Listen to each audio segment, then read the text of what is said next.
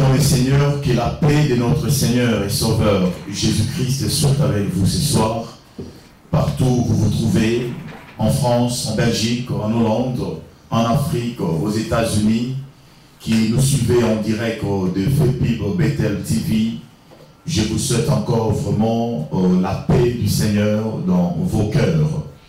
Ce soir, nous y voilà encore sur ces plateaux de FEPIB Bethel TV pour votre émission Message de Pentecôte, dans lequel l'apôtre Dr Louf Paul Alexis va pouvoir faire la suite de son témoignage, de la manière dont il a rencontré le Seigneur et de la façon aussi le Seigneur le prépara depuis sa tendre enfance jusqu'au jour où le Seigneur a fait grâce afin qu'il puisse être consacré comme apôtre de Jésus-Christ. Je voudrais tout simplement vous rappeler aussi qu'il y a un temps pour tout selon les Écritures. Dans le livre de l'Ecclésiaste, chapitre 3, la Bible dit, il y a un temps pour tout, un temps pour toutes choses sous les cieux, un temps pour naître, un temps pour mourir, un temps pour planter, un temps pour arracher ce qui a été planté, un temps pour tuer et un temps pour guérir, un temps pour abattre, un temps pour bâtir, un temps pour pleurer, un temps pour rire, un temps pour se lamenter, un temps pour danser. Il y a un temps pour toutes choses. Et hier, c'était le temps où l'apôtre nous a parlé brièvement de son témoignage concernant le ministère apostolique, de la façon dont les apôtres sont appelés par Dieu lui-même. Et d'autres questions lui ont été posées sur ce. Il a donné des éclaircissements pour ceux qui nous ont suivis hier. Je crois au nom du Seigneur Jésus-Christ que vous avez été abondamment bénis de la part du Seigneur.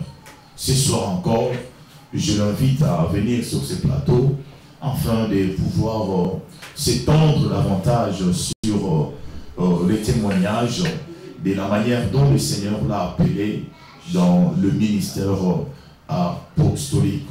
Et pour cela, je vous invite à incliner ensemble avec moi la tête et nous allons prier. Seigneur Dieu Tout-Puissant, Dieu de toute éternité, tu n'as pas changé. Tu es le même hier, aujourd'hui et éternellement. Hier encore, tu es Dieu. Aujourd'hui, tu es Dieu. Tu n'as ni ombre de variation. Veille disposer le cœur de ton peuple qui nous suivent de partout le monde, afin qu'au travers de ces témoignages, Seigneur, que ta bénédiction leur soit dispensée. Dans le nom tout-puissant de Jésus, que tout amalgame soit ôté, toute confusion ôtée, afin que ton peuple puisse mieux se situer dans la matière, Seigneur, apostolique. Que ton nom soit béni et soit glorifié. Au nom du Seigneur Jésus, sois avec ton apôtre. Au nom du Seigneur Jésus-Christ, j'ai ainsi prié. Amen.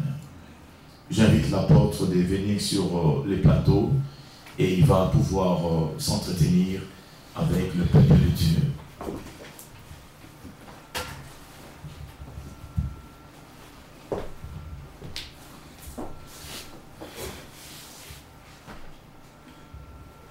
Bonsoir, apôtre. Bonsoir, pasteur Moïse. Je crois que le Seigneur s'est glorifié davantage tout au long de la journée qui s'est écoulée. Oui, il était présent dans nos vies. Les micros, s'il vous plaît. Il était présent dans nos vies de telle façon que nous avons juré de ne pas nous séparer avec lui. Comme il a dit lui-même qu'il est avec nous tous les jours jusqu'à la consommation des temps, de ces siècles. Amen. Ce soir, le peuple de Dieu voudrait écouter la suite de votre témoignage comme vous l'avez commencé hier. Et ce soir, vous allez parler avec eux de comment est-ce que vous êtes parvenu à accéder dans ces ministères. Car il est vrai que la première fois, le Seigneur vous a visité lorsque vous étiez couché sur votre lit des malades. dans votre province du Grand Kasaï, précisément à Mololo. Et le Seigneur vous visita à l'époque et vous disa qu'il était votre Seigneur Jésus et qu'il venait pour vous guérir. Et en deuxième lieu, vous avez parlé des Chitalansienda, la voix qui vous a appelé dans ces villages où vous étiez réunis avec le vieux du village autour d'un feu. Et la voix vous appelle et vous ordonne de regarder dans le ciel. Et là, vous recevez la révélation de l'arrestation, de la crucifixion et de la résurrection de notre Seigneur et Sauveur Jésus-Christ. Et en troisième lieu, vous avez parlé de l'événement qui a précédé maintenant votre conversion.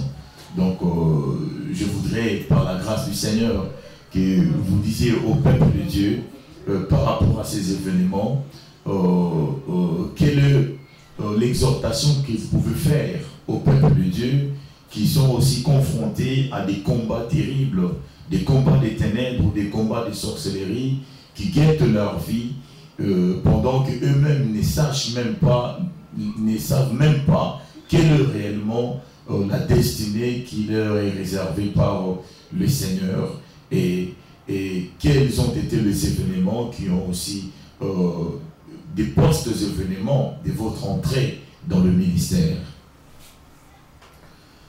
Ok, nous sommes vraiment poussés par le temps. Nous demandons pardon à tous ceux qui nous écoutent parce que nous avons bien sûr commencé avec un petit retard. Cela n'est pas dû à nous-mêmes, mais ce sont les matériels qui posent parfois le problème. Il est vrai qu'hier, j'ai expliqué au long et au large.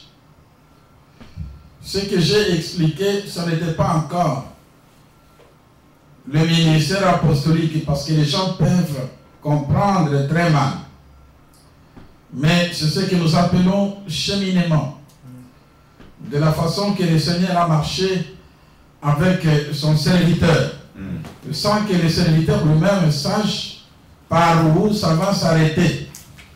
Et sans que le serviteur lui-même ne comprenne rien, parce que je ne t'ai pas préparé pour le ministère spirituel. Ceux qui connaissent bien sûr les Grands Kasaï n'étaient pas occupés ni par les protestants, mais les Grands Kasaï étaient occupés dans son entièreté par l'Église catholique. Alors, connaître ce qui s'est passé dans notre monde, c'était très difficile. Surtout dans mon époque à moi, les protestants étaient obligés de rester dans leur propre mission. Donc, pour quitter sa mission afin d'aller ailleurs, il fallait des autorisations, il fallait beaucoup de choses. Donc, c'est ainsi que nous avons été privés de leur présence et privés aussi de la Bible. Voilà ce qui m'a mis vraiment à l'ignorance de tout ce qui était en train de se passer dans ma vie. Parlons maintenant du dernier événement et qui m'a projeté directement dans le ministère. J'ai parlé hier de la façon que le Seigneur m'a sauvé dans un fleuve et de la façon que j'avais pris la décision de ne plus dormir. Vous comprenez que c'était une décision très difficile et bien nourrie aussi dans mon cœur. J'avais décidé de ne plus dormir dans ma province. Et voilà, pour être un peu court à cause des temps, ce jour-là, je l'ai bien dit que c'était un samedi. Alors, ce samedi-là, à 20h, j'avais pris mon train pour quitter le Grand Kasaï afin d'aller au Shabbat. Et quand je suis arrivé au Shabbat, c'est-à-dire c'était vers la frontière. Donc, dans le territoire de Kanyama. Arrivé dans ce territoire, j'ai senti une force qui m'a obligé de descendre. Parce que je ne connaissais même pas là où je partais. Et je ne connaissais personne. Donc, je n'avais jamais été là aucun jour. Mais arrivé dans le territoire de Kanyama, c'était vers 5 h du matin, j'étais obligé de descendre. Donc, je suis descendu. Je suis allé m'installer sur un banc. En attendant que le matin, je devais prendre le chemin vers la cité que je ne connaissais même pas. Donc, pour voir qui pouvait me recevoir dans cette ville de Kanyama. Je suis resté à la gare jusqu'à 8 h. Et vers 8 h 30, j'ai pris la décision de me diriger vers la cité. Et comme je montais sur une colline, à la fin je suis arrivé bien sûr à la cité, mais je montais sur une petite colline, je montais à pied. Donc comme dans un village, et j'ai aperçu au devant de moi une jeune femme avec son enfant sur le dos, et cette femme prépare à manger à l'extérieur, sur les bois. Et quand cette femme m'a vu venir avec ma valise, j'ai vu cette femme se précipiter, elle a abandonné tout ce qu'elle faisait, elle est venue m'embrasser sur le chemin. La première question, est-ce que tu es arrivé ce matin? J'ai dit oui, je suis arrivé ce matin. Elle a pris ma valise, je l'ai suivi derrière, nous sommes allés jusqu'à la maison. Arrivé à la maison, elle est entrée avec la valise dans la maison.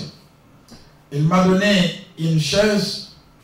Dans quelques minutes, elle m'a dirigé vers la douche pour aller prendre mon douche. Et quand je suis allé prendre la douche, je suis sorti et immédiatement j'ai trouvé à manger sur la table. J'ai mangé en me posant des questions, mais cette femme, je ne la connaissais pas. Qu'est-ce qui va se passer? Qui est-elle? Elle va me diriger où? Donc après avoir mangé, j'ai vu la femme sortir avec un livre entre ses mains. Un livre que vous ne connaissiez même pas. Un livre que je ne connaissais même pas. Donc elle m'a dit, prenez ce livre-là, partons vite parce qu'ils ont déjà commencé. J'ai dit, mais je n'avais pas de rendez-vous. Je ne connaissais personne. Mais ils ont déjà commencé. C'est pour aller où? Avec ce livre ici, c'est quoi? C'est pour aller faire quoi avec ce livre? Donc, j'étais devenu comme un brebis. J'ai pris la Bible, donc le livre. Donc, la femme avec son fils sur le dos, il avait des enfants, et je tenais l'autre enfant par la main. Nous sommes partis. Donc elle a fermé la porte, elle a arrangé toutes les choses et puis nous sommes partis. Alors là où nous sommes allés, donc c'était pour la première fois que je me suis retrouvé devant une grande maison, comme je peux dire, parce que je ne savais pas de temple ou quoi, mais une grande maison avec une capacité d'accueil de plus de 500 ou 1000 personnes. Et 500 ou 1000 personnes. Voilà. Dans ces villages-là. Dans ce village-là, ce n'était pas un village, mais c'était la cité. Donc, dans la ville de Kanyama. Mais c'était à la cité. Mais il y a une seule chose qui m'a frappé quand je suis entré là-bas. J'ai trouvé une salle vraiment remplie. Des femmes et des hommes et des enfants. Ils chantaient.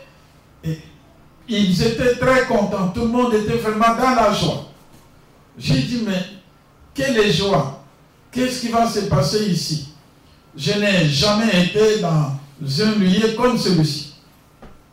Vous n'avez pas eu tout de suite la présence d'esprit que... Non, je ne connaissais rien, mais je vis tout simplement que les gens chantaient. Ils citaient les noms de Dieu dans leurs chants. Oui, ils ont cité les noms de Dieu dans leurs chants. Ils chantaient, ils sautaient. C'était vraiment très très magnifique.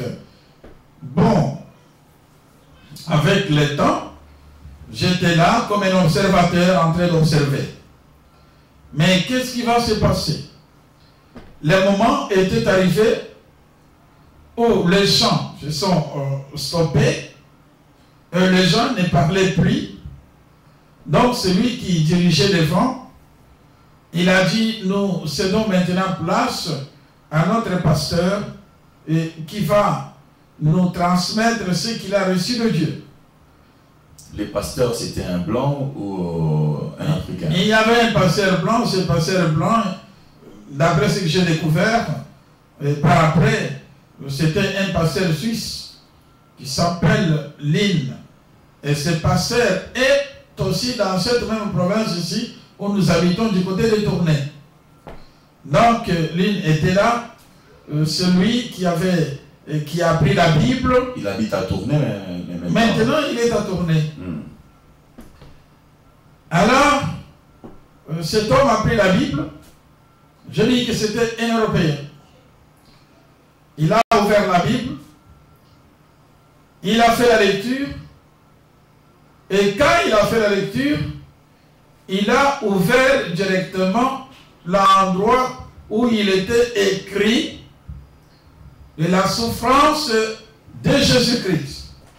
Dans le livre du prophète Isaïe. De la façon dont il a été malmené, il a été frappé, injurié, de la façon dont il avait vraiment souffert, et jusqu'à être crucifié sur la croix. C'est ainsi que quand il a commencé à parler de Jésus, à expliquer comment est-ce qu'il avait souffert sur la croix, et de la façon dont il était même aidé par quelqu'un d'autre qui venait de son champ et qui a été forcé de porter la croix de Jésus. C'est en ce moment-là, je vais me retrouver avec une très grande boule de feu devant moi.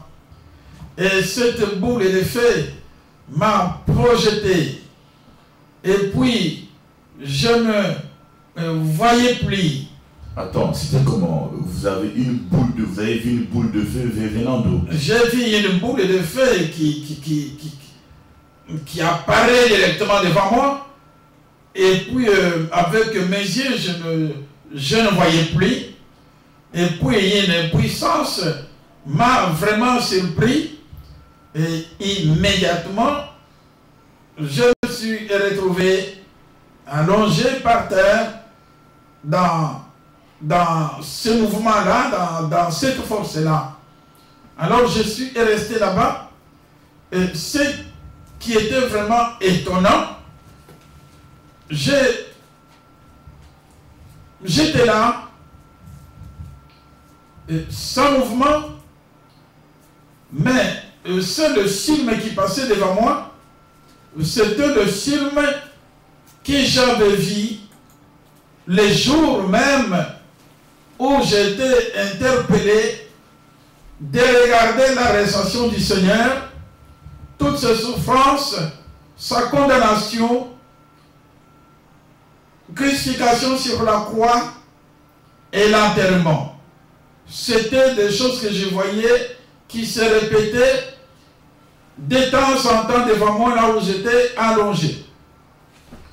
Et seulement personne ne m'a touché. Je suis resté comme ça tranquille, mais en train maintenant de revivre encore ce que j'avais vu quand j'avais quand j'étais à l'âge de 7 ou 8 ans, dans le village de Chitalansenda. Alors comme cela est arrivé, d'un coup, le prédicateur a arrêté, a prêché. Il a dit, amène-moi le frère qui est allongé sur la terre. On est venu me saisir au main. On est allé avec moi jusqu'à l'hôtel. C'est jusque-là à l'hôtel qu'il m'a demandé qu'est-ce qui est arrivé. Parce que depuis que tu es là, je sens des choses que je n'avais jamais senties. Mais qu'est-ce qui se passe avec toi? C'est ainsi que j'ai expliqué d'abord mon voyage, de la façon que j'avais pris la décision de fuir ma province sans connaître là où je partais, et de la façon dont j'étais sauvé dans le fleuve et sauvé aussi dans les coups d'un vipère qui devait nécessairement me tuer, et de la façon que j'avais pris mon train le samedi dans la ville où je suis arrivé. La première personne à me recevoir, c'était la femme qui m'avait reçu sur le chemin. Et maintenant, quand je me suis retrouvé dans cette salle où j'ai trouvé beaucoup de personnes que je ne connais pas, c'est ainsi que une vision que j'avais vue quand j'étais encore petit s'est répétée. Et tout le temps que j'étais allongé, je voyais que tout le même film que j'avais vu au village de Chitalansenda. Et je dis maintenant, le pasteur européen, il était devenu très juste et très sérieux. Il me regardait avec sourire et moi je ne savais pas. Donc je lui ai demandé, est-ce que c'est toi qui as provoqué que ces choses ici arrivent, ou plutôt c'est arrivé comment? Comment je dois encore vivre des choses que je vis quand j'étais plus petit? Et aujourd'hui, je les vois. Il a dit, je vais faire un communiqué dans l'Assemblée. C'est ainsi qu'il a parlé en bref. Et ce qu'il disait, moi, je ne savais même pas de quoi il s'agissait. Il a dit que aujourd'hui, dans cette église, nous avons reçu un apôtre. Et quand il a parlé de l'apôtre, je ne savais pas apôtre c'est quoi et qu'est-ce qu'il voulait dire réellement. J'ai dit non, je ne suis pas, je ne m'appelle pas apôtre, je m'appelle Paul Alexis. Il a dit non, tu es apôtre. C'est ça que moi je connais, c'est ça que j'annonce à l'église. Donc moi je suis resté tranquille. Et pendant qu'il annonçait ça, j'ai vu beaucoup de personnes qui sautaient, qui chantaient. Donc ils criaient, ils disaient Alléluia. Donc les autres priaient à haute voix. Donc la situation était complètement changée dans la salle. Alors c'est par là où je découvrirai que la jeune femme qui m'avait reçu n'était pas une autre, mais c'était réellement la femme du pasteur responsable de cette église-là. Donc, j'ai dit, mais comment cela est arrivé que la femme du pasteur, comme si elle avait reçu un message que quelqu'un va venir, et puis elle est en train de préparer à manger dehors. Je viens, je mange la nourriture, et par après, elle me donne une Bible de venir dans cette salle où je vois beaucoup de personnes. Mais est-ce qu'elle était déjà informée? Qui vous a dit que moi j'étais dans le train? Et toutes ces personnes, quand je parlais, donc ils étaient réellement enveloppés dans la joie, ils chantaient, ils glorifiaient Dieu. Voilà, les choses se sont passées d'une façon extraordinaire. Et là, on m'appelait apôtre. Et moi, je ne connaissais pas la signification de l'apôtre. Donc, après le culte, le pasteur n'a pas tardé. Il a dit que vu l'importance des événements que notre frère a connu là où il est venu, ça montre qu'il est vraiment dirigé par le Seigneur. Et s'il place ici, il n'y a pas autre chose à faire que le diriger vers l'eau de baptême. C'est ainsi que sur place, les choses ont changé. Les choses ont changé dans le sens que on a rempli directement l'eau dans le baptiseur. Et sur place, j'étais baptisé. La joie était vraiment intense et je vis que cette journée-là était devenue comme si c'était une journée uniquement pour moi. J'étais content et j'avais tout oublié de ce que j'avais connu avant de prendre mon train. J'avais retrouvé la joie, j'avais retrouvé vraiment le bonheur de vivre. J'ai dit, bon, je vais voir comment ça va continuer. Et puis, le pasteur m'a dit, donc a demandé à l'église qu'il ne devait pas aller dormir ailleurs. Sa place, c'est le pasteur qui doit décider. Et il doit aller dormir chez le pasteur. Et le pasteur doit connaître ce qu'il doit faire de lui. Veiller sur ses frères, il faut bien les protéger. C'était l'envoyé de Dieu. Là, c'est la déclaration du pasteur.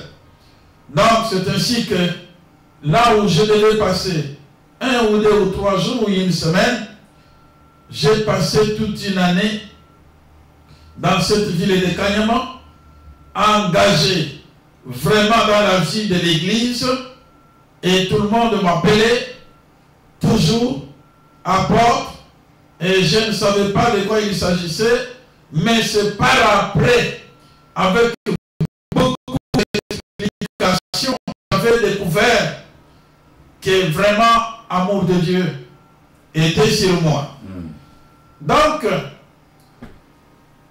ça n'était pas tout simplement à Kanyama. Quand le temps était arrivé pour moi d'aller à Kisangani, parce que je devais aller poursuivre mes études supérieures en agriculture. Avant d'aller, on m'a fait une lettre de recommandation à présenter premièrement à Isiro. Comme je ne connaissais pas ce qui était réellement l'église pentecôtiste, c'est à partir de Kanyama que le Seigneur m'avait aidé à connaître ce qu'on appelle réellement l'église de la Pentecôte. Et j'avais compris que là où j'étais tombé dans une église de la Pentecôte. Donc, et quand je suis arrivé de l'autre côté, dans les Hauts-Zaïre, j'avais présenté ma lettre et j'étais bien reçu par les missionnaires. Alors là, j'avais trouvé un grand nombre de missionnaires américains. Ils n'ont pas voulu me lâcher. Ils ont tout fait. Ils m'ont dit que toi, tu vas partir à l'école, mais tu dois habiter avec nous ici. Tu ne vas pas habiter à l'école, ni trouver une maison ailleurs. C'est ainsi que je me suis retrouvé au milieu de beaucoup de serviteurs de Dieu, des Africains comme des Américains. Et tout le monde m'appelait toujours apôtre, apôtre. Un jour, j'ai dit, mais vous m'appelez apôtre, mais qu'est-ce qui se passe réellement? Ils ont dit que tu connaîtras ça plus tard. Et c'est plus tard réellement que j'avais bien compris le vrai sens de ce que l'Église elle-même avait décidé de m'appeler. Et là, vous n'étiez pas encore consacré apôtre. Je n'étais pas encore consacré ni apôtre ni pasteur. Donc je suis resté longtemps avec eux, mais ce qui était devenu important était que je me suis retrouvé déjà, j'ai commencé à évangéliser. Et à cette époque-là, vous avez quel âge en ce moment-là? Donc à cette époque-là, j'étais déjà avancé en âge, au-delà de 19 ans. Donc à ce moment-là, j'avais commencé à prêcher dans l'église et j'ai marché à pied des longues distances, des 35 à 50 km. J'ai traversé même des forêts pour aller annoncer la parole de Dieu. Je me suis retrouvé même parmi les pygmées. J'ai annoncé la parole de Dieu parmi les pygmées. Et je n'étais pas encore consacré. Donc c'est avec maintenant tous les temps que je suis resté que les missionnaires décideront que pour le moment il faut préparer les frères à porter maintenant la responsabilité d'une église locale. Donc ils ont tout fait. Ce sont des choses que je suis allé vivre dans une province qui n'était même pas ma province. Voilà ce qui me fait aimer mon pays, le Congo, parce que j'étais reçu comme plus même. Et j'étais ordonné pasteur, loin de mes parents, loin de ma province, loin de tous ceux qui me connaissaient. Alors, sur place, j'ai trouvé qu'il y avait des pasteurs plus vieux que moi. Et j'étais devenu le plus jeune pasteur parmi le vieux pasteur. Alors, tout le monde avait pitié de moi et tout le monde me soutenait dans la prière. Il y avait même d'autres prières qui étaient organisées par des serviteurs de Dieu, uniquement pour plaider ma cause devant Dieu, afin que Dieu me protège. J'étais célibataire et je n'avais même pas l'idée de me marier dans ce temps-là. Donc, et ils voyaient vraiment l'ampleur de ce ministère. Ils voyaient vraiment l'ampleur de ce ministère. Donc, c'est ainsi qu'ils avaient décidé. Ils avaient décidé pour quelle raison? Parce qu'en ce moment-là, le président Mobutu avait créé une loi. Il avait dit que personne ne peut plus accéder au poste de représentant légal s'il n'a pas fait les études bibliques ou théologiques. Alors la situation était devenue très grave pour moi. Donc, le missionnaire a décidé, comme il a déjà fait les études supérieures, alors pour attaquer une année ou 2 ans pour accrocher son diplôme aussi, soit dans l'institut supérieur ou bien faculté de théologie, ça ne fera pas tellement long. Alors nous devons décider son départ. Le pays qui a été décidé, c'était le Montréal. Et quand je suis arrivé, j'ai trouvé que le système d'enseignement était aussi très différent que le système d'enseignement qui existait au Congo et que je me retrouvais sur les places ici en Belgique. Donc, je me suis battu jusqu'à ce que le Seigneur m'avait facilité la tâche en fait de défendre le thèse des doctorats en théologie. Quand je suis retourné chez nous, la toute première chose à faire avec les missionnaires, c'était quoi? Il fallait les préparer maintenant enfin de pouvoir prendre et porter la responsabilité d'une très grande communauté pentecôtiste dans les Hauts-Zaïre. Je dois devenir représentant légal dans cet âge-là. Vous savez, dans tout cela, je ne comprenais pas. Je faisais que remercier le Seigneur. Je faisais que remercier le Seigneur. Je vivais comme si je ne vivais pas. Alors je voyais que c'était le Seigneur qui faisait toutes choses, qui dirigeait ma vie. Donc, qui m'a dirigé dans beaucoup de grandes choses dont moi-même, je n'avais même pas imaginé dans ma vie. Mais, pour être encore bref, qu'est-ce qui va se passer plus tard? Plus tard, je me suis retrouvé aux États-Unis dans une conférence internationale. Quand vous dites plus tard, en quelle année précisément?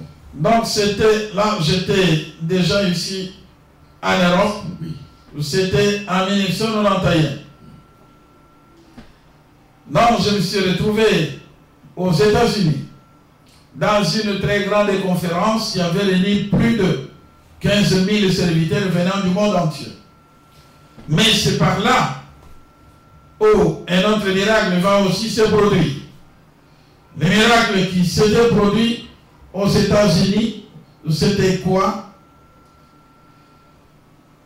Le premier jour, il n'y avait rien, il n'y avait que la prière.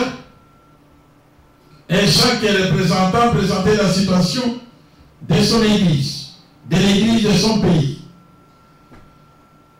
Alors arrivé maintenant, le deuxième jour, c'est par là que quelque chose s'est passé.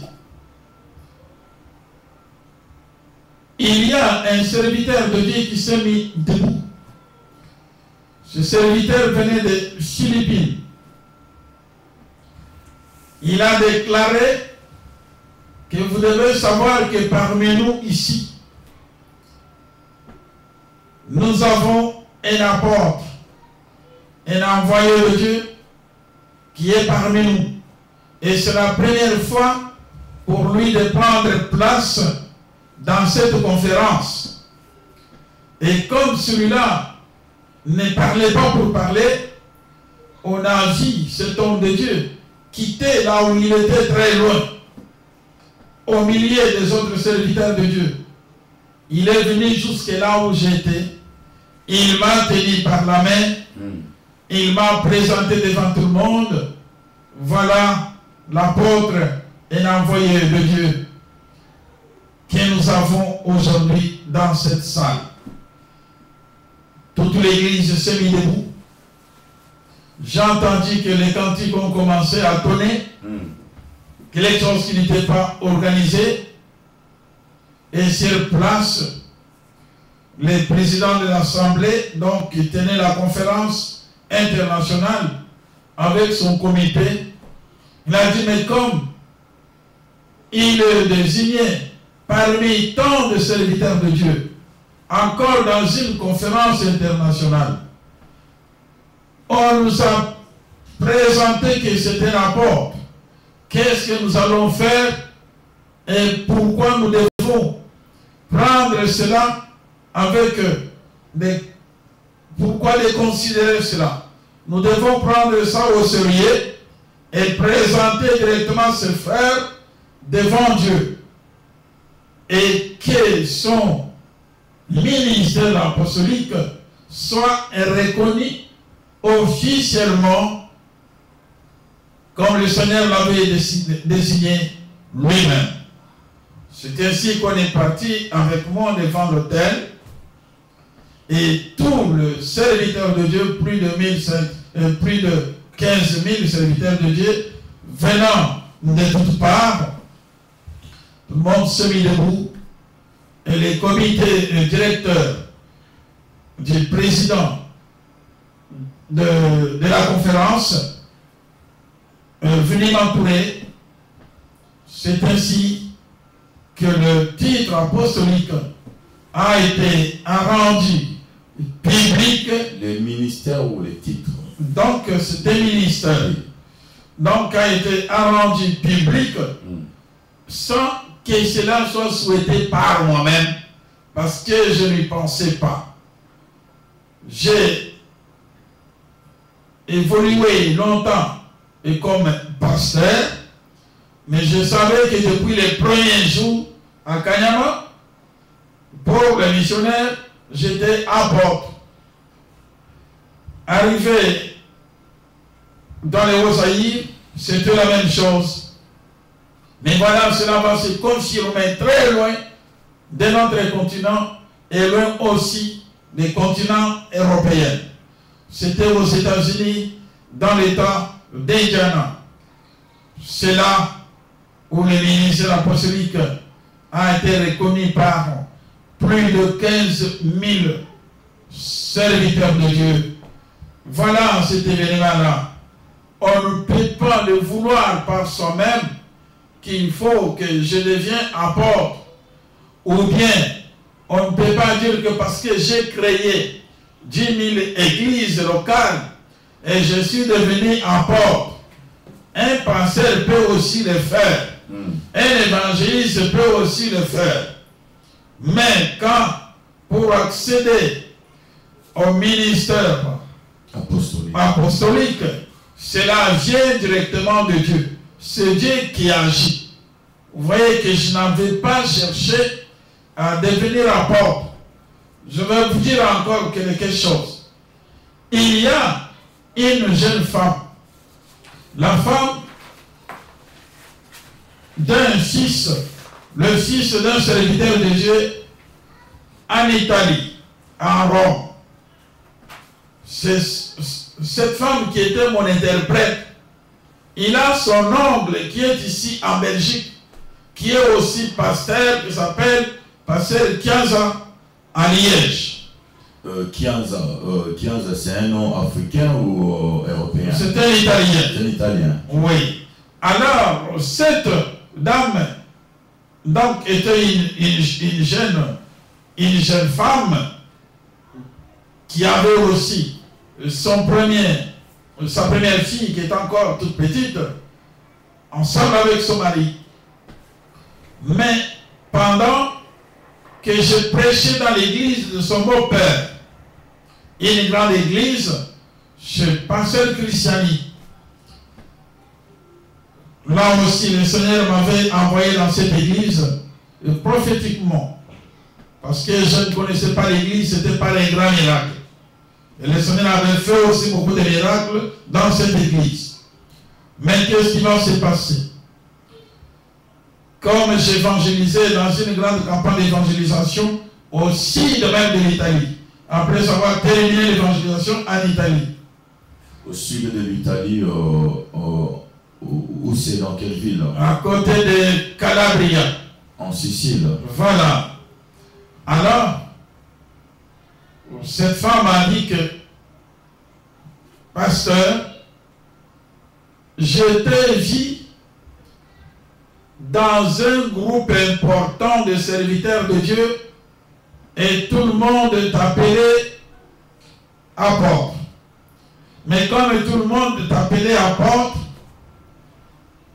il y a un groupe qui a surgi avec une très grande colère. Et en ce moment-là, j'ai vu que ça n'était plus ici en Italie, mais c'était en Belgique.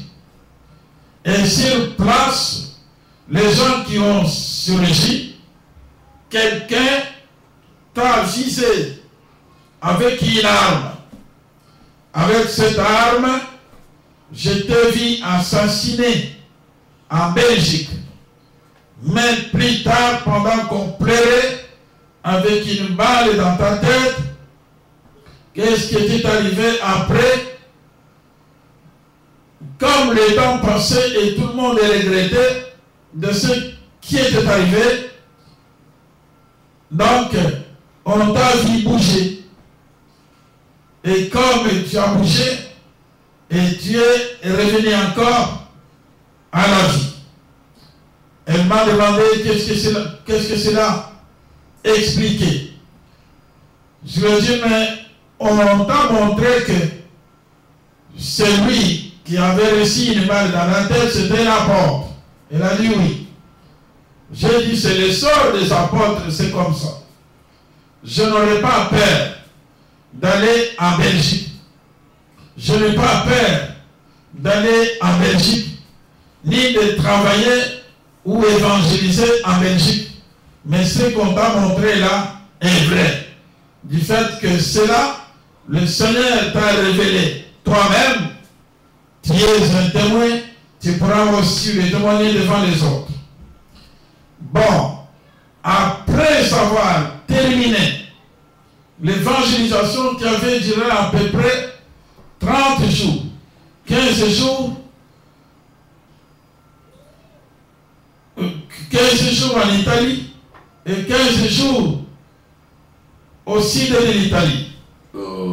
15 jours en Italie, au sud de l'Italie. En Italie, vous parlez de quelle ville précisément? En Rome. En Rome. Donc c'était une très grande évangélisation qui avait réuni plus de 35 églises pentecôtistes et évangéliques. Donc en Calabria. En Calabria, c'était la même chose. Parce que j'avais fait des campagnes d'évangélisation dans des villes différentes. C'était réellement au centre même de la grande ville de Sicile et puis en Calabria. Donc, quand nous sommes retournés à Rome, j'étais étonné d'entendre par la bouche du pasteur avec son conseil dire que vous êtes un prophète que Dieu nous a envoyé pour relever cette église. J'ai dit non, moi je ne suis pas prophète, je suis pasteur. Laisse-moi tranquille. Et je ne voulais pas que cela soit annoncé ou bien que je puisse le proclamer moi-même devant n'importe qui. Parce que je voyais que dire des choses pareilles, me présenter à ce titre-là d'un apôtre, ça va provoquer directement ma mort.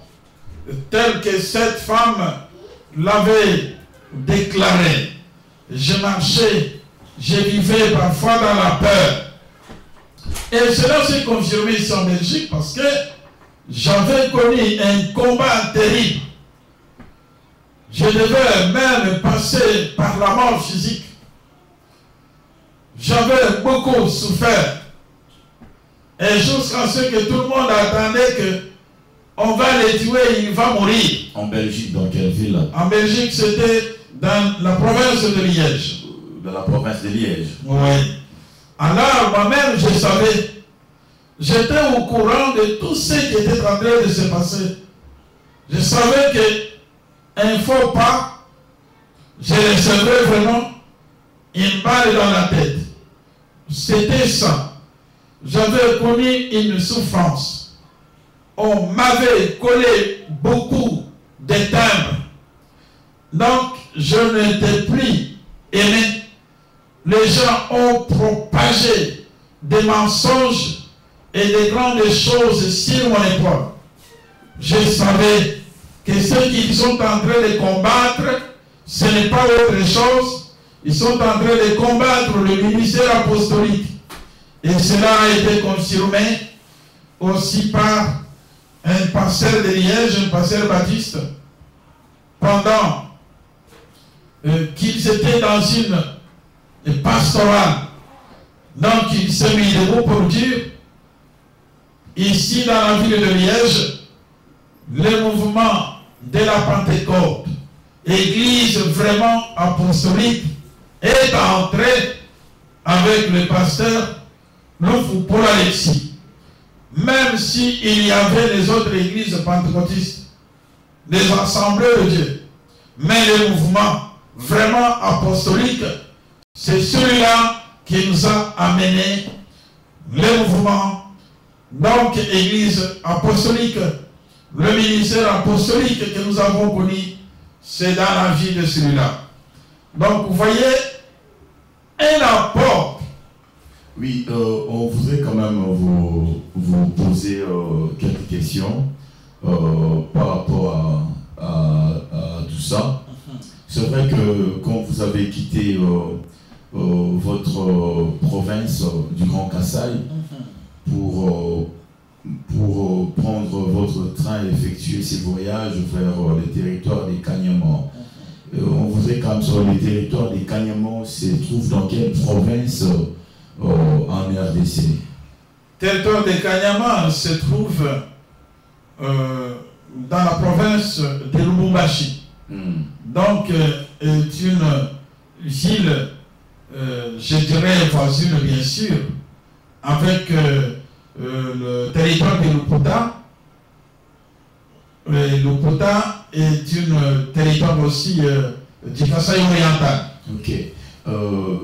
C'est vrai que vous êtes parti en catastrophe. Je peux le dire ainsi, vous êtes parti en catastrophe. Et avec les événements qui se sont suivis, vous comprendrez par la suite que tout ceci a été organisé par le Seigneur lui-même. Et jusqu'à la découverte de votre ministère, juste après que vous ayez rencontré l'événement répétitif que vous avez vu encore au sein de cet ensemble-là. Mais votre départ, donc disons votre départ jusqu'à dans l'autre province, si je me rappelle encore, vous quittez Kanyama pour aller vers... vous êtes parti où après? Vers Kisangani. Vous êtes parti vers Kisangani. Mais vous avez parlé de l'étude de l'agronomie, vous êtes parti au Canada, tout et tout, mais votre vie, vous l'avez passée tout simplement dans l'église, ou bien vous avez fait encore autre chose avant d'être consacré pasteur? Bon, comme nous parlons surtout du ministère d'apôtre et de la façon que le Seigneur m'a appelé, de la façon que le Seigneur m'a formé, de la façon que cela était reconnu partout où j'ai passé, même pendant où je ne pouvais même pas y penser que le ministère apostolique existait sur cette terre. Je ne connaissais pas tout cela. Mais ce que tu parles maintenant est une branche qui englobe donc ce qu'on appelle la carrière. Il est vrai que j'ai travaillé aussi dans l'administration, dans l'administration territoriale.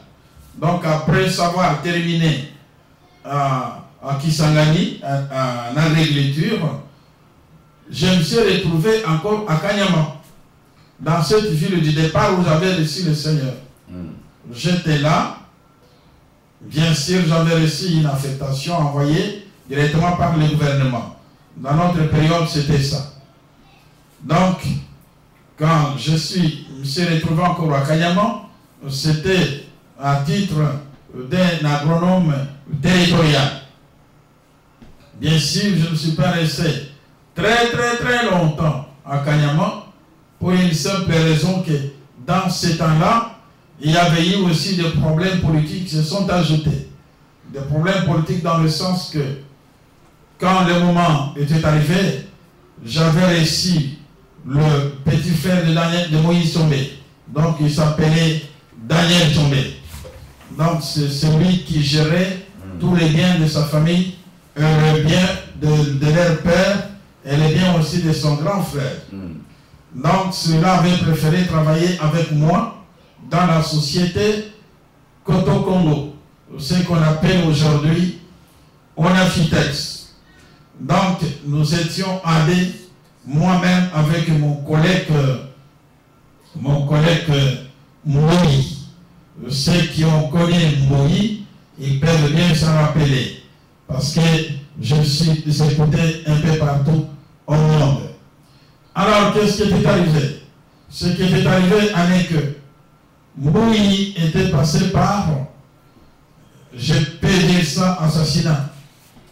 Donc, il était tué parce qu'il y avait des conflits entre des grands politiciens congolais du Grand Kasaï. Donc, l'un est déjà mort, l'autre est encore vivant. Celui qui est vivant, je ne me gêne pas peut-être de citer son nom, Donc, c'était entre Ngalola Padangila et aussi avec Tshisekedi Etienne. Je ne parlais pas dans ces problèmes politiques, mais là je parlais de mon parcours personnel. Donc leur conflit était allé très loin. Alors comme l'autre était de la famille Ngalola Padangila, donc il était écrasé par un poids lourd. Et ces jours-là, moi-même je devrais être là. Mais le Seigneur avait épargné ma vie. Donc, après lui, c'est moi qui devais nécessairement diriger l'ONAFIDEX. Parce que lui était délégué général et moi j'étais son adjoint. Mais qu'est-ce qui s'était passé?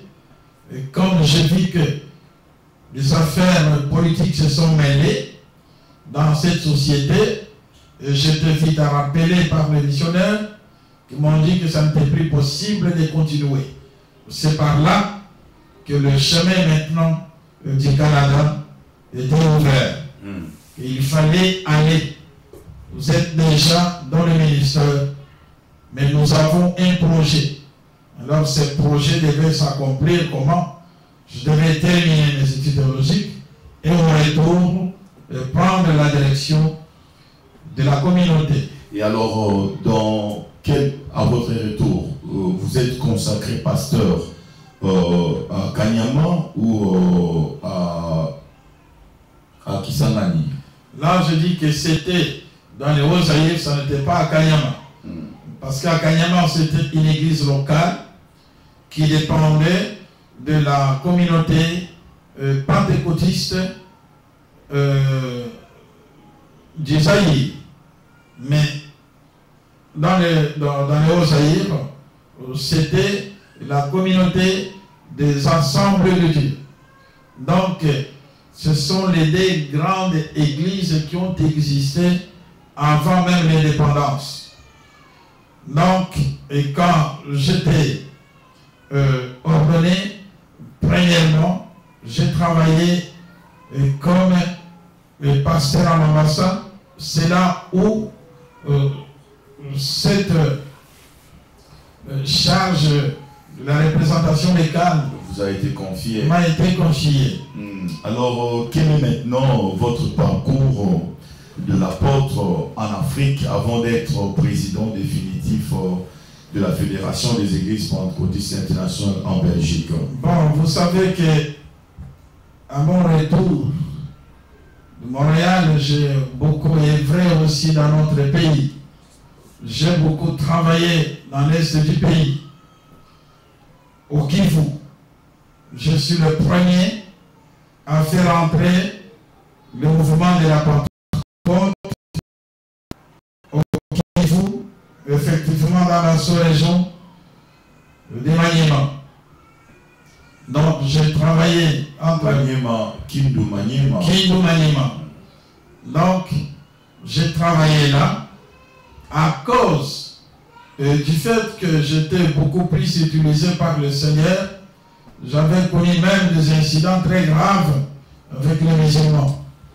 Donc, une fois, j'étais fouetté, 50 fouets, parce qu'un chef musulman était guéri d'une façon spontanée. Encore, c'était dans un bureau de l'administrateur territorial. L'administrateur territorial. Donc il était venu, comme j'étais là, il m'avait demandé que dans le cadre de mon église, je pouvais installer une école primaire dans son village. Mais lui s'est présenté avec une main vraiment gonflée, très très gonflée. Donc je lui ai demandé, mais comment le faire aussi longtemps que tu vas signer les documents comment?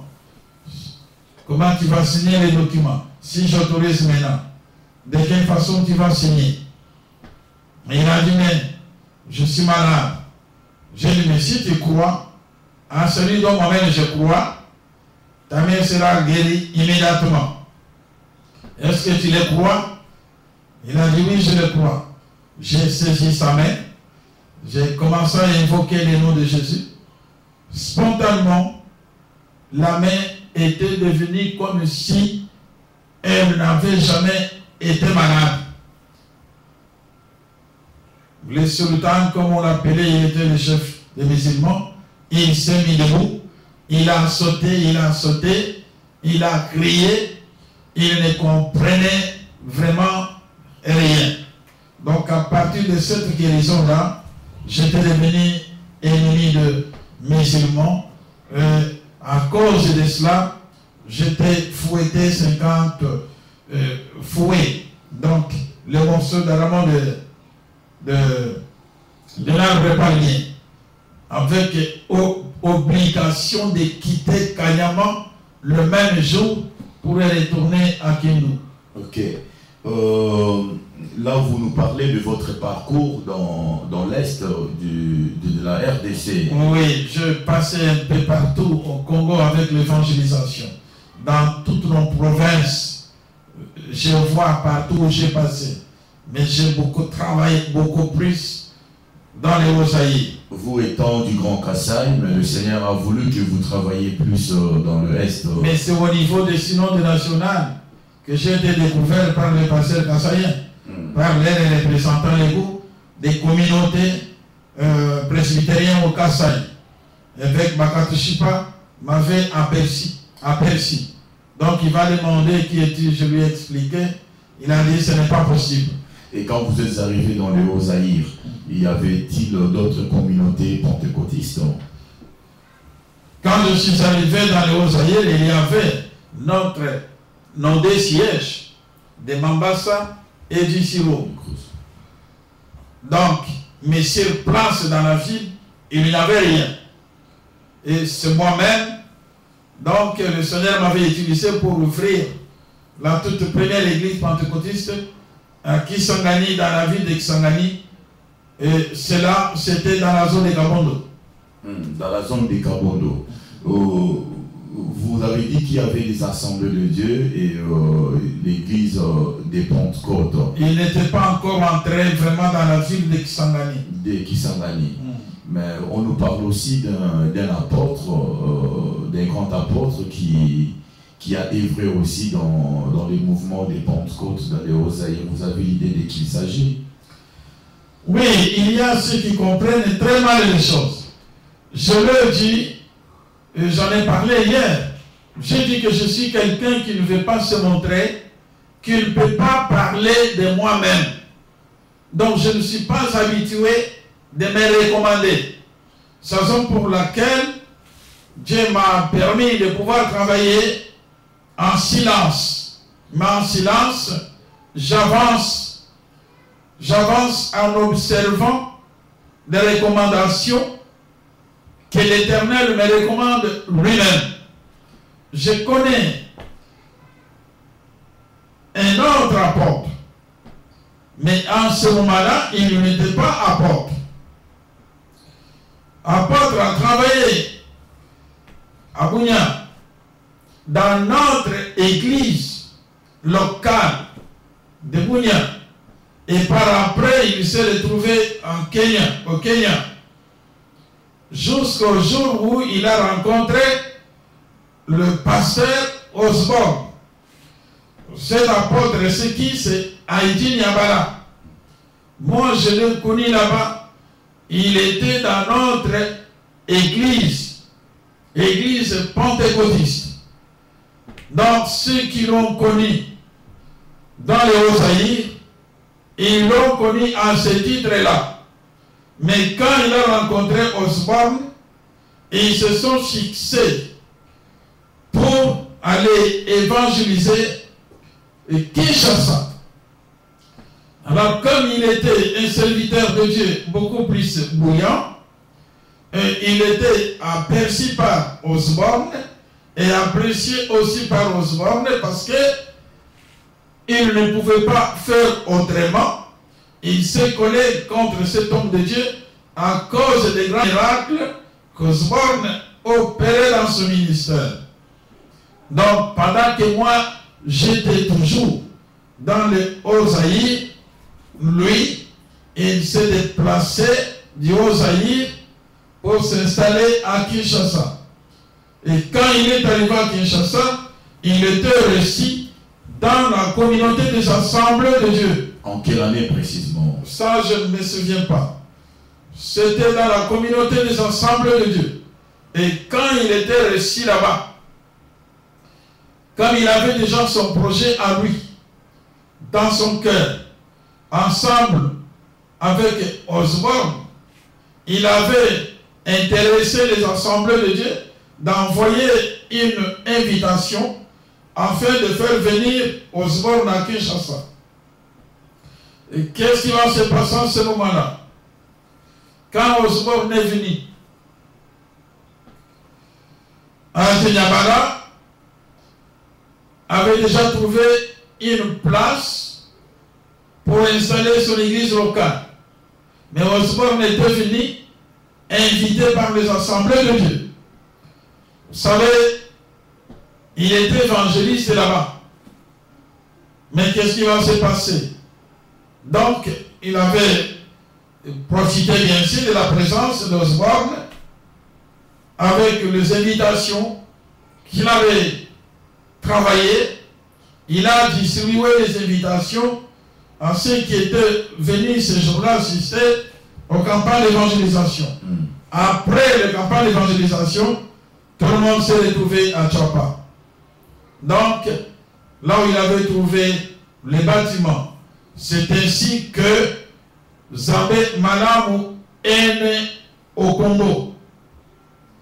À cause de cela, il avait connu beaucoup de difficultés avec les assemblées de Dieu, qui ont même freiné la reconnaissance officielle de son église. Il avait connu beaucoup de difficultés. Bien sûr, il était déjà avancé en âge. Moi, j'étais encore très jeune pasteur. Mais je l'ai connu à ce titre-là. Il était évangéliste de l'autre côté, de notre église, du mouvement de la Pentecôte. C'est pourquoi j'ai toujours dit que les gens peuvent parler et ils parlent des choses dont ils ne connaissent pas. Moi, j'ai connu un Djanyabala de l'autre côté. C'est parce que nous avons œuvré ensemble dans une même organisation. Et il a plu au Seigneur de le lever au rang de l'apôtre. Ah, il a plu au Seigneur de le lever au rang de l'apôtre à Kinshasa. Mais de l'autre côté, ça n'était pas ça. Comme je dis qu'il y a beaucoup de ceux qui ont reçu ce ministère apostolique, mais ils sont embêtés, dérangés, étouffés par leur église d'origine, qui ne veulent pas reconnaître l'ordre. Donc c'est ça qui m'a toujours fait étonner. Bien sûr, ça m'étonne parce que la façon dont le Seigneur m'a appelé est vraiment différente avec les autres. Moi, l'église avait reconnu et les églises ont reconnu donc ce ministère d'apôtre. Mais pour eux, comme ils ont commencé dans leur église locale, mais pour aller très loin, c'est très compliqué. C'est ça qui fait que dans la fédération des églises pentecôtistes, ici en Belgique, même depuis le Congo, le Seigneur m'avait ordonné d'installer des pasteurs sans tenir compte ni de leur âge, ni de leur formation. Car le Seigneur m'avait confirmé que comme il a marché ensemble avec moi, c'est de la même façon qu'il doit aussi marcher ensemble avec les autres qui seront élevés dans mon ministère. C'est ça que j'ai toujours fait. Quelqu'un peut venir, mais quand le Seigneur ouvre mon œil spirituel et que je vois qu'en lui, il y a le feu du Saint-Esprit, et rien ne peut m'empêcher de l'investir dans le ministère pastoral. C'est ainsi que j'ai toujours œuvré. Avant même de venir m'installer ici en Belgique. Vous étiez toujours à l'est du pays ou vous étiez déjà à à Kinshasa et ce fut à quelle époque? Donc, j'ai quitté Kinshasa en 1980, le Zaïre en 1980, par ordre réellement de la grande communauté. Je devais installer le siège de notre église à Kinshasa pour que cette église soit aussi représentative sur place dans notre capitale. C'est le travail que j'ai fait. Après avoir terminé ce travail, j'ai même investi aussi le pasteur dans cette ville de Kinshasa. Et je n'avais pas tenu compte de leur âge. Mais le Seigneur m'avait confirmé qu'ils étaient vraiment ses serviteurs. C'est ça que j'ai fait. Je ne peux pas faire autrement. Moi, je regarde que le Seigneur, j'écoute que le Seigneur, si ce que le Seigneur m'ordonne de faire, c'est ça que j'ai fait. Autrement dit, vous affirmez qu'au sein de la Fédération des Églises pentecôtistes internationales en Belgique, on n'étouffe pas le ministère, quoique la personne soit très jeune. Non, c'est impossible parce qu'on ne peut pas étouffer le ministère. Si tu étouffes le ministère de l'autre, aussi longtemps que le Seigneur l'a déjà approuvé, comprenez bien, approuvé, celui qui est approuvé par le Seigneur, il ne faut pas s'hasarder de le faire souffrir. Parce que les jours où il va tomber dans le péché, les jours où il va fuir maintenant l'église pour aller embrasser les faux prophètes, tu risques d'être responsable. Donc je ne peux pas faire de telles choses, je ne peux pas marcher comme ça. Mais c'est les choses que le Seigneur m'a ordonné. Le Seigneur m'a ordonné de ne pas me recommander moi-même. C'est pourquoi partout où j'ai passé, c'était tout simplement l'église que le Seigneur donnait des possibilités d'identifier le ministère qui était en moi. Et comme ce ministère m'a été donné gratuitement par le Seigneur, c'est ainsi, moi je sais que n'importe quel enfant de Dieu qui passe devant moi, qui vient se joindre au ministère apostolique, et rien ne peut m'empêcher de ne pas l'investir au ministère pastoral.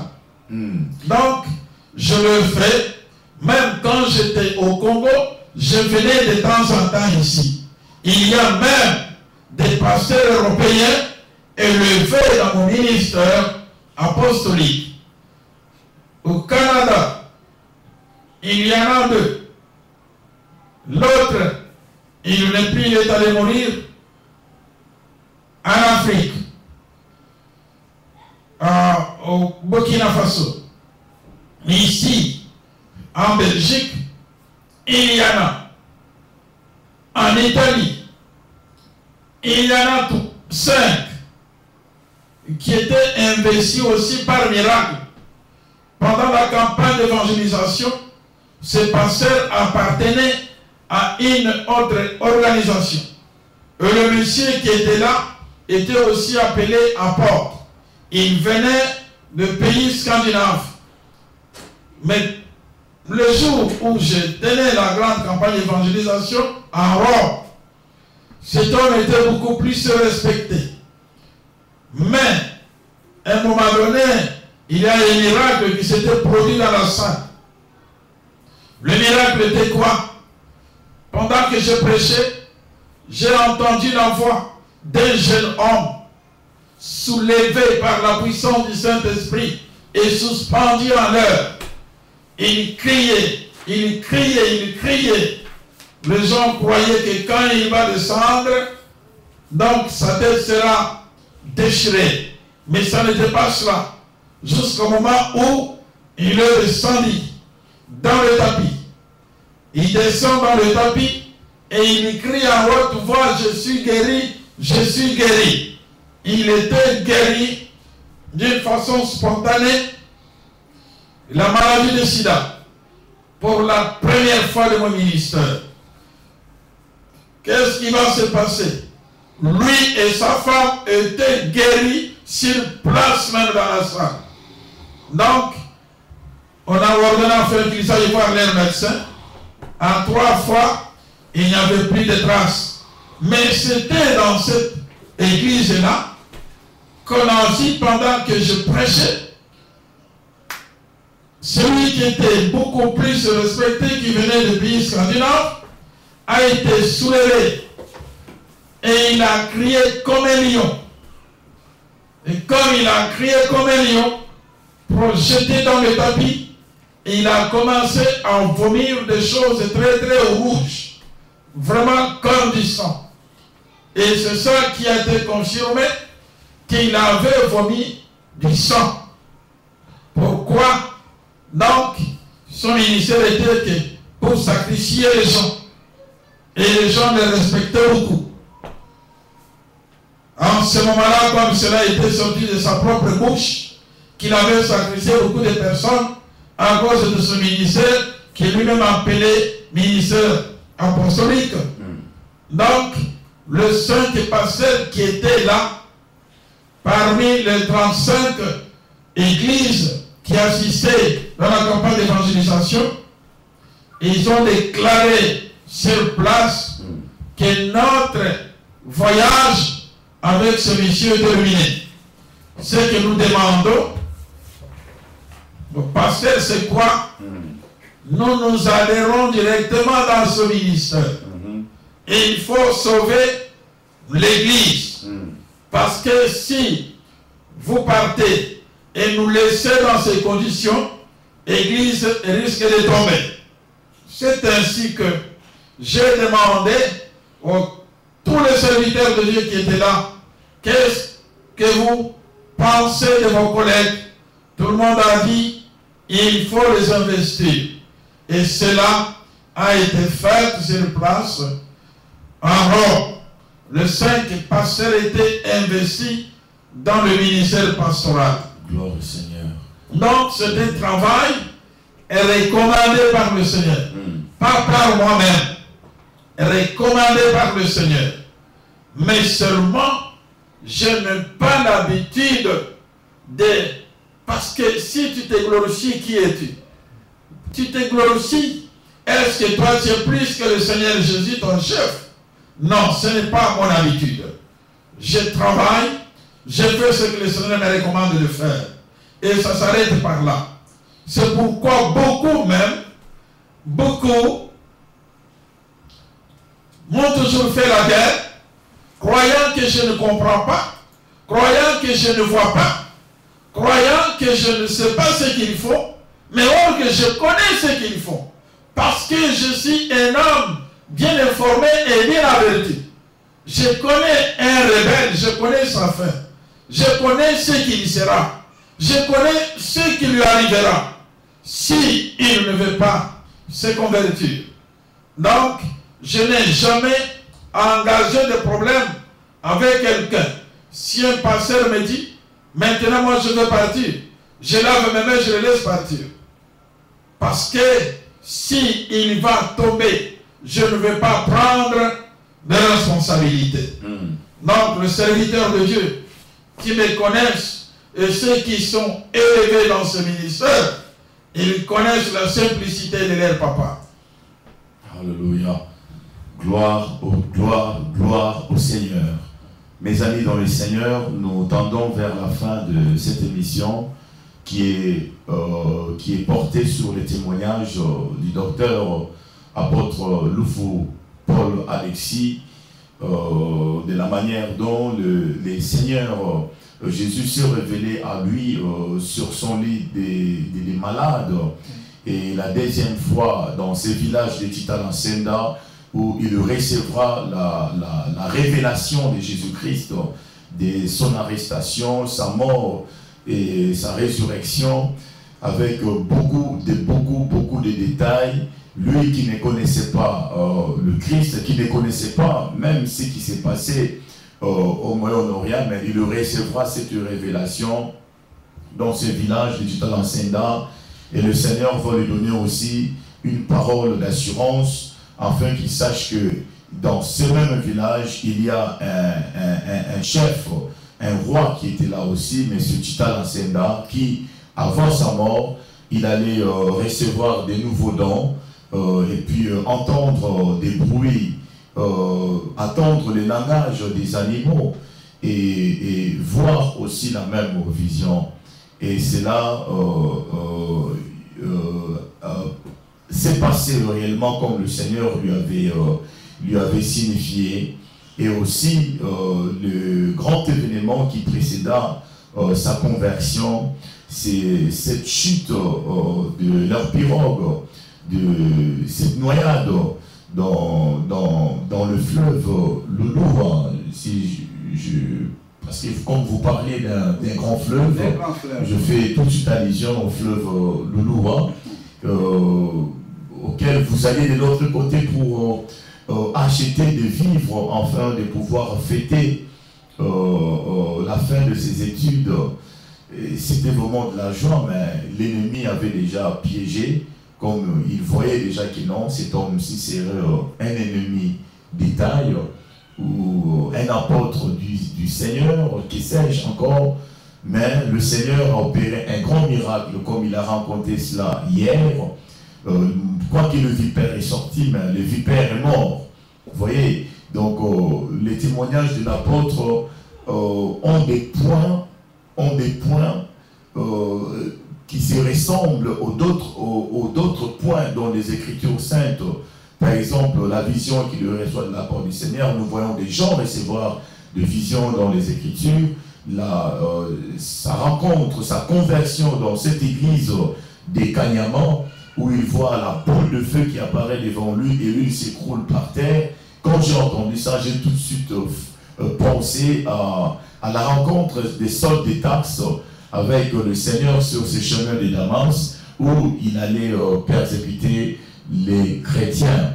Vraiment, nous sommes beaucoup plus bénis, apôtres, de votre témoignage et fortifiés aussi par votre simplicité, de vous entendre dire que vous ne vous recommandez pas vous ne vous recommandez jamais.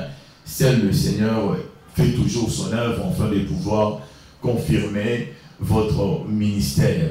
Mais avant de terminer cette émission portée sur votre témoignage, est-ce que, parlant de la Fédération des Églises Pentecôtistes Internationales en Belgique, ça comme origine aussi la RDC. En RDC, vous fonctionnez déjà comme fédération, ou c'est quand vous êtes arrivé ici en Belgique que la fédération est née? Ok, en RDC, je fonctionnais comme pasteur dans une grande église pentecôtiste, donc comme représentant légal. C'est presque aussi la même chose comme la fédération. Mais la fédération, il y a une très grande différence, parce que la fédération n'est pas tout simplement dans un seul pays. La fédération est dans beaucoup d'autres pays. Alors, comme nous nous dirigeons vers la fin, j'ai une parole destinée aux pasteurs congolais. Un mot de la fin, c'est ça. Voilà, et surtout les jeunes pasteurs. Même s'il a 50 ans, il est toujours jeune pasteur. Même s'il a 40 ans, trentaine d'années, il est toujours jeune pasteur. Malgré tout ce qu'il a déjà fait dans sa vie, et il n'y a rien qui peut faire de lui ce que moi je peux penser. Le problème c'est quoi? Il est écrit dans les Écritures. Il dit que quand ils ont connu Dieu, ils ne l'ont pas glorifié comme Dieu. Donc, vous voyez, il y a les gens qui s'échappent de la vérité et de la vie éternelle au dernier minute. C'était la même chose avec Judas. Judas, s'il s'était peut-être révélé avant d'arriver au jour de la souffrance du Seigneur, peut-être il pouvait trouver peut-être la chance de revenir et puis demander pardon. Mais du fait que c'était déjà vers la fin, voilà, la fin l'a achevé. Vous devez faire attention. Et aussi vous, tous, les enfants de Dieu, congolais et aussi africains, il faut faire attention parce que les églises africaines commencent à glisser, se retrouvent maintenant sur une pente dangereuse. C'est vraiment dommage quand vous entendez un pasteur qui vous a présenté Jésus-Christ comme son propre sauveur et Seigneur, un pasteur parsemé, le Tout-Puissant a opéré les miracles, les prodiges, il a guéri les malades, et l'évangélisation qui sortait de sa bouche changeait le cœur et amenait beaucoup à la repentance et à la nouvelle naissance. Tout cela au nom de Jésus-Christ. Et maintenant, des choses que j'entends commencent à m'étonner. Quand le pasteur sort pour dire, sur moi, il se trouve l'esprit de Simon Kimbangu. Nous tous, nous respectons cet homme. Mais il n'est pas ton sauveur, tu dois faire attention. Nous connaissons sa place dans notre pays. Mais nous ne pouvons jamais le considérer comme Dieu. Comme quelqu'un qui peut avoir un esprit qui peut changer notre vie. Vous êtes en train de vous tromper, les Africains et surtout les Congolais. Vous dites aussi que tout ce dont vous avez évangélisé dans les temps, vous rejetez tout comme si ça était du mensonge pour vous. Et vous créez maintenant une nouvelle théologie qui ne cadre pas avec la théologie proprement dite de notre Seigneur Jésus. Vous savez, la théologie, c'est aussi la doctrine. Et vous créez maintenant une nouvelle doctrine en vous. C'est très dangereux. Vous devez vous retrouver vite, vite. Votre pays souffre, qui est aussi mon pays. Nous vivons tout ce qui se passe de l'autre côté dans notre pays. Mais ce n'est pas à cause de la souffrance que nous devons jeter nos vestes, que nous devons déchirer nos Bibles, que nous devons nous séparer avec le Seigneur Jésus. C'est très dangereux ce que vous êtes en train de faire. Parce que tout cela passera. Mais la parole de Dieu ne passera jamais. Tout ce que vous êtes en train maintenant de politiser autrement, on ne peut pas plonger toute l'église dans la politique, c'est très dangereux. Si tu te sens leader, capable à défendre les intérêts de ton pays, n'engage pas l'église, engagez plutôt ton peuple, comme Martin Luther King l'a fait. N'engage pas l'église, présente-toi toi-même. Il faut parler en ton nom, de la façon dont tu as réussi toi-même une nouvelle vision et voir comment et par où tu peux commencer pour pouvoir sauver ton pays. Mais impliquer l'église, c'est très dangereux. Enlever cette croyance bénite, enlever le message de l'évangile, qui est vraiment le message original, détruire la foi des enfants de Dieu, c'est très dangereux. Si vous le faites pour avoir beaucoup de membres, alors faites-le, tu auras beaucoup de tombeaux dans ton église. Mais moi je te dis, il faut faire attention. Les églises et congolaises, les serviteurs de Dieu congolaises, il est grand temps pour vous de revenir à la vérité. Mais si vous voulez faire la politique, dirigez votre vision autrement. Gloire au Seigneur. Voilà le message, le dernier message que j'avais réservé uniquement pour mon peuple. Merci beaucoup, apôtre. Peuple de Dieu, que le Seigneur vous bénisse. Recevez vraiment ce message avec joie. Que ça puisse rester en vous. Méditez ce message. Passez une bonne nuit dans la grâce du Seigneur. Prochainement, nous vous invitons, vous qui nous suivez de partout le monde, qui êtes fidèles à ces chaînes Facebook, Bethel TV, à pouvoir poser en direct vos questions concernant le ministère apostolique et du témoignage de l'apôtre. Vous savez, il a parlé de son témoignage et il a développé aussi la compréhension que le Seigneur lui a donnée sur le ministère apostolique. Si vous avez des questions à poser, n'hésitez pas d'envoyer vos mails, n'hésitez pas dans la prochaine émission.